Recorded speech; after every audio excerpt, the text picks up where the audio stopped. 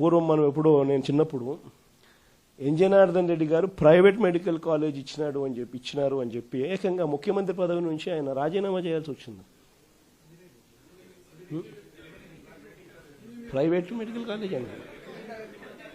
Medical college ఇచ్చినారని రాజీనామా చేయాల్సి వచ్చింది. నాకు అప్పుడు నేను చాలా చిన్నపిల్లోని. అప్పుడే నేను అనుకుంటా ఉంటే ఒక ప్రైవేట్ ఒక కాలేజు, ఈరోజు ఈయనకు సిగ్గు లేదు, ఇంకొకటి లేదు, ఏకంగా లెఫ్ట్ రైట్ సెంటర్ గవర్నమెంట్ ఆస్తులను నేను ఇచ్చేస్తున్నాను అని చెప్పి స్కాములు చేయడానికి ఏమాత్రం వెనకడుగు వేయడంలా.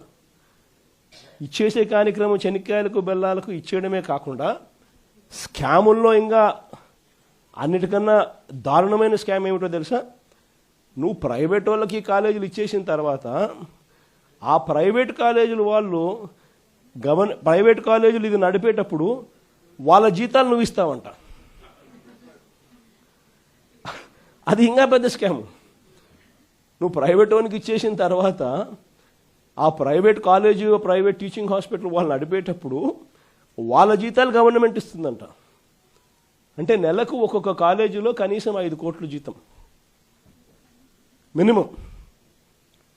అంటే నెలకు సంవత్సరానికి ఒక్కొక్క కాలేజీకి 60 కోట్లు, 2 ఏళ్ల పాటు కనీసం అంటే 120 కోట్లు ఒక్కొక్క కాలేజీకి ఎదురు వస్తుందన్నట. చెనిక్కాయలకు బెల్లాలకు ఈయన మనిషికి కాలేజీలు కట్టబెట్టడమే కాకుండా మళ్ళా ఎదురు 120 కోట్ల రూపాయలు ఎదురిస్తున్నాడు.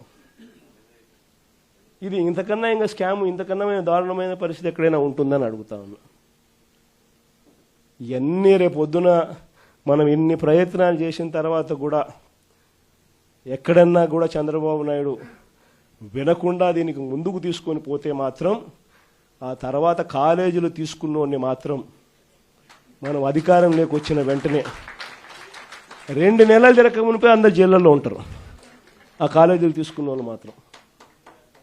స్కాములు అనేది మదర్ ఆఫ్ ఆల్ స్కామ్స్ కింద ఇది నిరూపితమవుతుంది.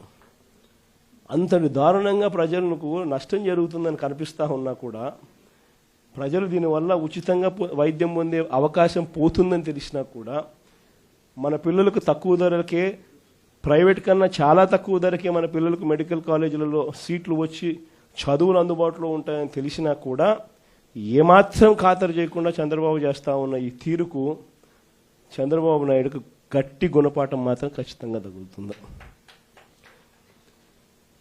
మరి ముఖ్యంగా ఈ విషయాలన్నీ చెప్పడానికి మిమ్మల్ని అందరికీ మీ ద్వారా ప్రతి కార్యకర్తకు, ప్రతి గ్రామంలోనూ కూడా అభినందనలు కూడా తెలియజేయడం కోసం అని చెప్పి మిమ్మల్ని అందరినీ కూడా ఆహ్వానించడం జరిగింది.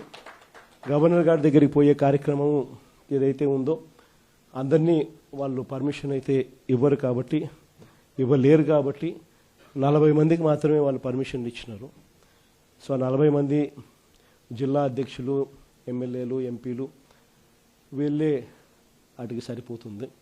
కానీ పోయే ముందు అందరం కూడా అంబేద్కర్ గారి విగ్రహానికి ఒకసారి ఆయన విగ్రహం దగ్గరికి పోయి ఆయన దగ్గరికి పోయి జరుగుతూ ఉన్న అన్యాయాన్ని అంబేద్కర్ గారి పాదాల చెంతనో, అంబేద్కర్ గారి విగ్రహం దగ్గరనో, వాళ్ళు ఎంత దూరం పంపిస్తారో నాకు తెలియదు.